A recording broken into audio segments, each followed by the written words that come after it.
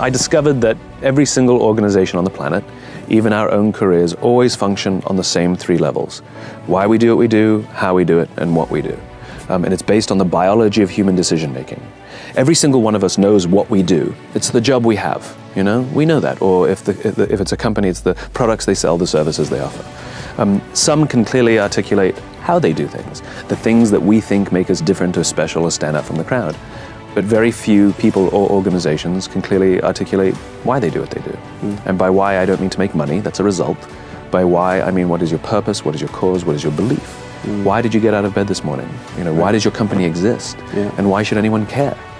And what I learned is all the great leaders, those with the capacity to inspire us, everything from Steve Jobs to Nelson Mandela, regardless of what they do, every single one of them starts with why. They always lead with their purpose. And like I said, it's based on the biology of human decision making, so it's not even my opinion. These people always complain that, why can't I ever get that? And these people complain, I can never get a job.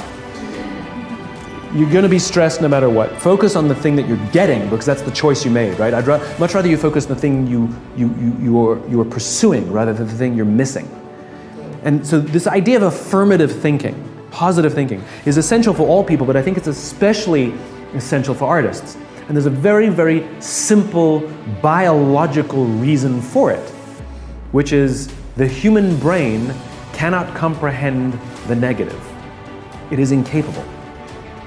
Yes, it's true. I'll give you an example. I believe you. Okay? No, I'll give you an example. You don't have to believe me. I'll prove it. I'll prove it. Okay? The human brain cannot comprehend the negative. You ready? Don't think of an elephant. Ah. Yeah, I know. You can't tell the human brain not to do something, right? And so what happens is we very often reinforce things when we put things in the negative, right? I can't get apart. I can't get apart. I can't get apart, right? Or I can't do this versus I'm going to keep doing this. I'm going to keep doing this. I'm going to keep doing this, right? And it's such a huge thing to convert things into the affirmative. You're supposed to do it with children as well. We're supposed to say, instead of saying to children, don't eat on the couch, we're supposed to say, eat at the table. Right? We tell people what we want them to do, not what we don't want to do. Pilots know this, right? It is well known in the pilot community that when you tell a pilot, don't hit the obstacle, they'll hit the obstacle. Because what they're doing is focusing on the obstacle. Dopamine is the feeling that you found something you're looking for, or that you accomplished something you set out to accomplish. So you know that feeling you get when you cross something off your to-do list? That's dopamine. It feels awesome. You know when you have a goal to hit and you achieve that goal, you're like, yes! You feel like you've won something, right? That's dopamine. The whole purpose of dopamine is to make sure that we get stuff done, right? The historical reason for dopamine, we would never eat if we only waited until we got hungry, because there's no guarantee that we would find food. So dopamine exists to help us go looking for food. We get dopamine when we eat, which is one of the reasons we like eating. And so when you see something that reminds you of something that feels good, we want to do the behavior that helps us get that feeling, right? So let's say you're out there going for a walk and you see an apple tree in the distance. You get a small hit of dopamine. And then what it does is it focuses us on our goals. And now we start walking towards the apple tree. And as the apple tree starts to get a little bigger, we feel like we're making progress. You get another little shot of dopamine and another little shot of dopamine until you get to the tree and you're like, yes! Okay? This is why we're told you must write down your goals. Your goals must be tangible. There's a biological reason for that. We're very, very visually oriented animals. You have to be able to see the goal for it to biologically stay focused, right? If you don't write down your goals, if you can't see your goals, it's very hard to get motivated, to get inspired.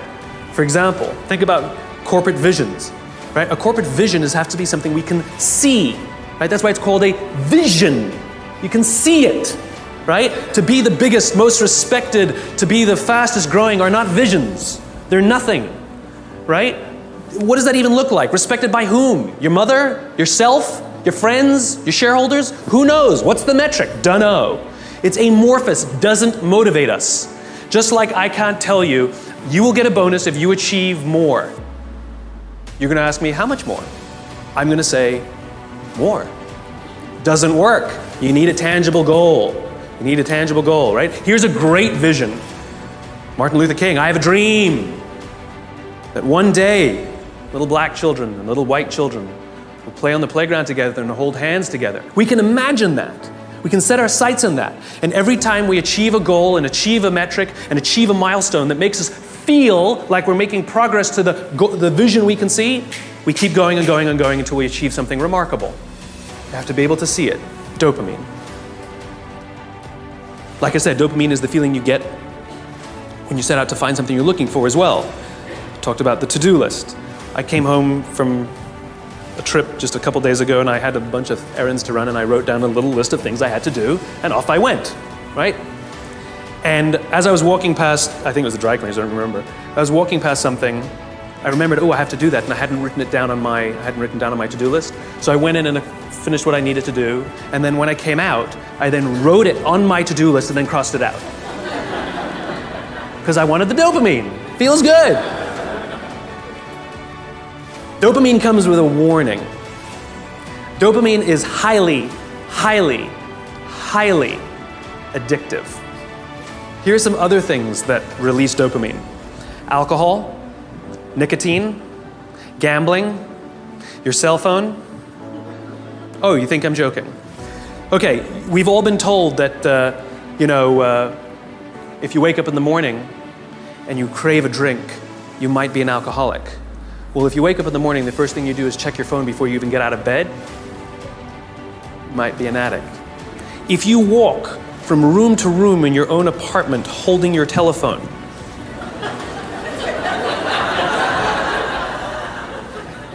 you might be an addict. When you're driving in your car and you get a text and your phone goes beep.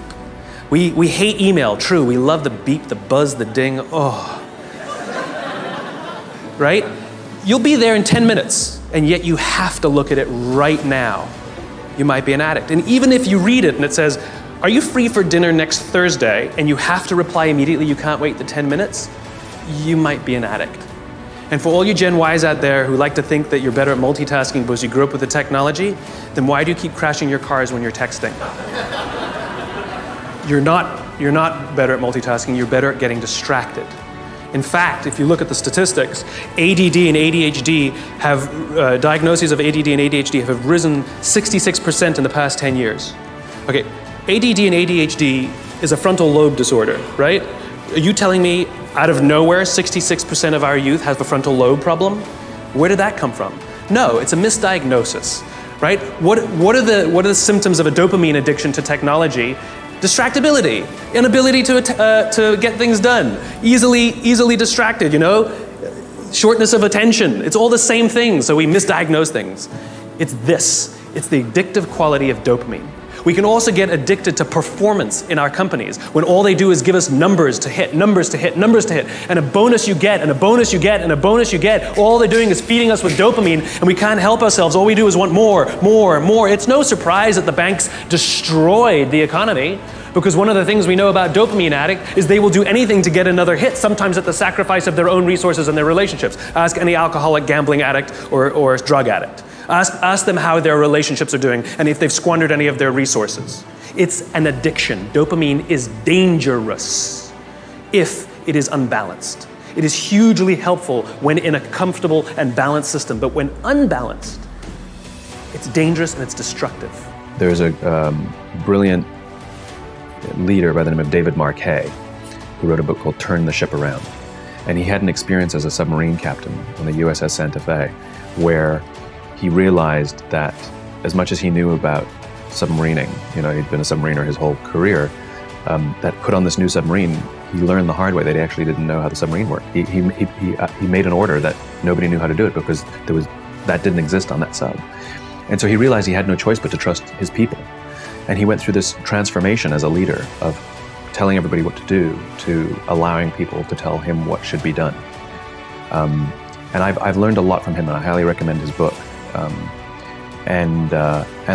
I've really learned that, which is, at the top of the organization, as David says, the people have all the authority, the leaders have all the authority, but at the bottom they have all the context, right? And so you can't just push all the context up, you have to push the authority down. And so the responsibility of leadership is to train people, make sure that they have the skill set, help build their confidence that they have the confidence to do what needs to be done. Yeah. They have to have competence and confidence. Right. And that's your job. That's the only job of the leader. It's like a parent. Mm-hmm. Make sure they have competence and confidence. Make sure your kids get schooling and make sure that they believe in themselves. And then leave them, And so I've done the same thing. Instead of sort of showing people how I would do it, I want them to learn how it's done, and feel good about themselves, and then just however they do it is how they do it. Yeah. And the result is remarkable. People feel better about coming to work. They feel like they have something to contribute. They feel more valuable, as opposed to just being told this is how I would do it, or I'm going to do it this way, or do it my way. Completely changing my understanding of my job as more like a parent than a manager has had remarkable impact. So I went to this event, and just by sheer coincidence at the dinner, I'm sitting next to Dawn and Sam Goldworm, who run this company called 1229. And that's exactly what they do. Dawn is a master nose who used to work for Coty, the perfume company. So he used to produce all the famous perfumes that we all know. And they went off to start their own company where they design custom scents for brands. But the way to think about this is beyond sort of verbena and patchouli. The way Dawn explained it to me is there are 7 notes on the musical scale, and you can play chopsticks or you can play a Beethoven symphony. It's the same 7 notes. It's what you do with it. And she does the same thing with smell, which is you can have simple smells or you can have highly complex, ornate orchestras, symphonies rather. And so they sat down with me and took me through a fantastic process, and they produced the smell of optimism. And it's the most beautiful thing. And the idea was born out of the fact that I'm sitting next to them at this event, and I turned to them and said, have you ever scented a book? Has that ever been done before? And they said, no, it's never been done. I said, well, we should really do that. And so, of course, my publisher was not excited to hear about that. But it's the first time that I know of that a book has ever been scented in this way. So it is a scented book.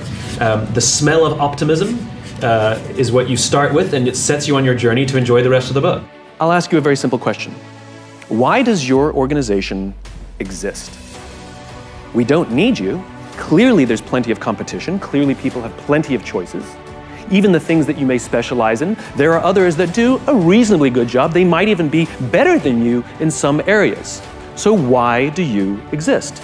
Providing education is table stakes. Everybody here does that. You can't rely on that. That's why the industry exists, not why your organization exists. That's like when I talk to healthcare companies and say, why does your organization exist? And they say, to help people be more healthy. Like, no kidding, thank you. But I know that the culture of one organization is different than the culture of another organization. There are cultural norms that wrap around the sense of purpose, cause, or belief. Great organizations understand their just cause, a cause so just that people would be willing to sacrifice to see the advancement of that cause. Sacrifice comes in many forms.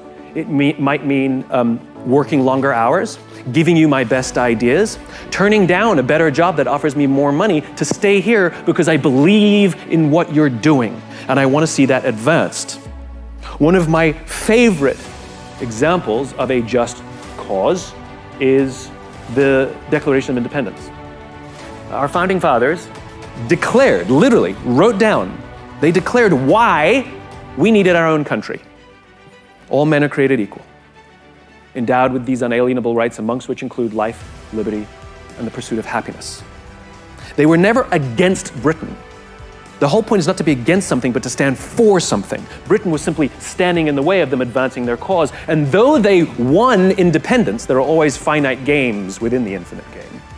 Though they won independence, that didn't mean that they had now provided all men are equal. Now the real heavy lifting began.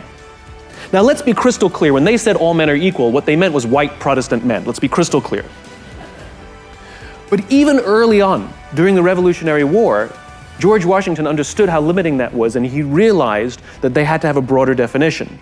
So he included Catholics.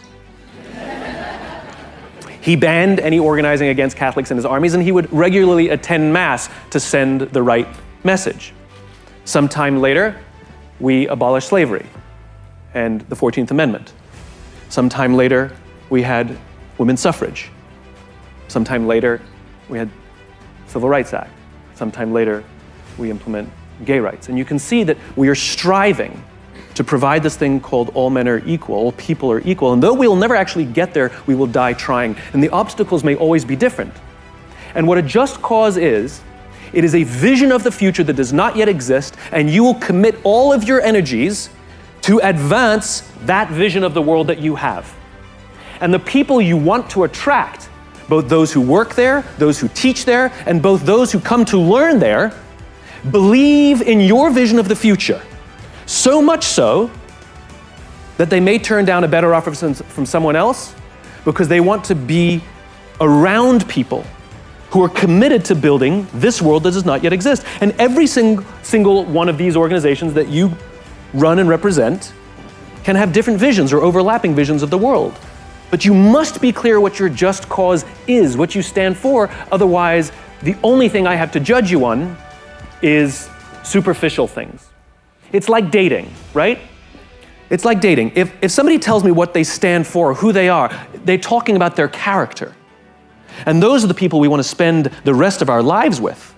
If we do not have any sense of who they are, what they stand for, what their purpose, what their cause, what their beliefs are, what their values are, the only thing we have to judge them on is how much money they make and how good looking they are.